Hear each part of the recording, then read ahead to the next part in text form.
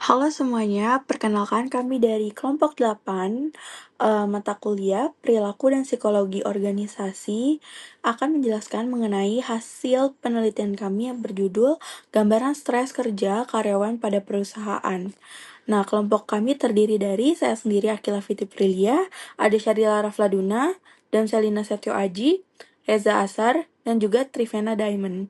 Berikut penjelasan hasil penelitian kelompok kami. Dalam era globalisasi yang semakin kompetitif, perusahaan dituntut untuk terus meningkatkan produktivitas dan efisiensi kerja untuk mempertahankan eksistensi perusahaan di pasar persaingan yang semakin ketat pada saat ini.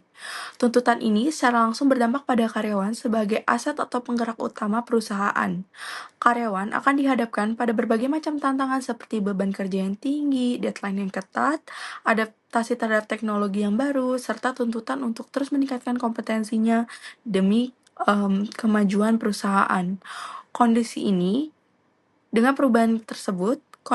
berpotensi menimbulkan stres kerja yang dapat mempengaruhi kesehatan mental dan fisik karyawan yang dimana akan berpengaruh juga pada hasil kerja dan kinerja karyawan terhadap perusahaan.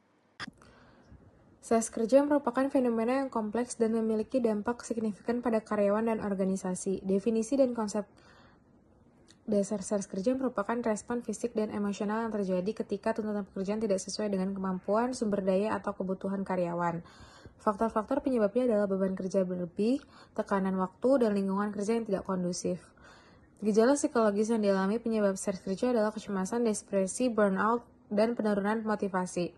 Dampak organisasi dari stres kerja adalah penurunan produktivitas, peningkatan tingkat absensi, dan penurunan kualitas kerja.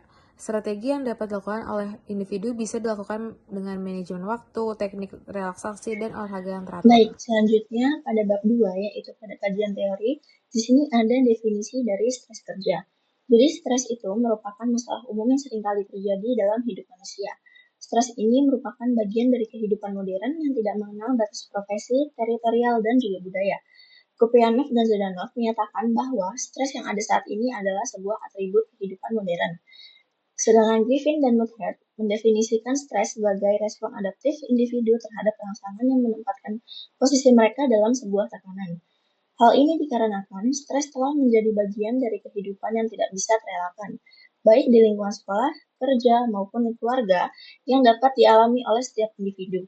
Stres juga dapat diartikan sebagai tekanan, ketegangan, atau gangguan yang tidak menyenangkan dari diri luar seseorang. Lanjut, di sini ada definisi dari burnout sendiri. Jadi menurut Maslow, dikutip dari J. Kawati, burnout merupakan sindrom kelelahan secara emosional dan sinisme dengan frekuensi yang sering pada individu yang pekerjaannya berhubungan dengan individu lainnya. Kemudian, burnout merujuk pada keadaan kelelahan mental dan emosional akibat adanya gejala stres yang dapat disebabkan oleh tekanan tinggi dari pelayanan yang dijalani, proses penyelesaian tanggung jawab, serta kurangnya sumber daya yang diperlukan untuk kayak ibaratnya memenuhi tanggung jawab tersebut. Jadi berkaitan dengan UTS kita kali ini, si burnout ini yaitu burnout pada karyawan yang bekerja. Karena tadi yang sudah dijelaskan sebelumnya, definisi dari stres ya. Jadi si burnout ini merupakan jenis spesifik dari stres secara umum, karena burnout ini biasa terjadi pada pekerja-pekerja yang di luar sana yang bekerja yang saling berinteraksi antara satu sama lain. Mungkin mereka merasa jenuh dengan pekerjaan, mungkin mereka merasa terpressure dengan atasan yang memerintah dia. Jadi bisa saja burnout ini terjadi kapanpun gitu loh.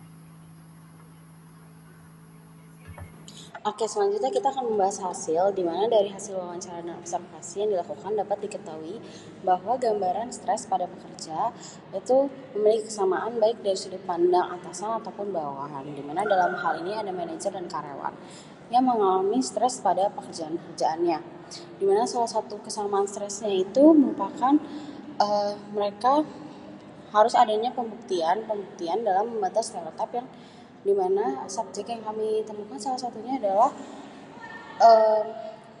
mereka memiliki usia yang muda namun pangkatnya sudah tinggi.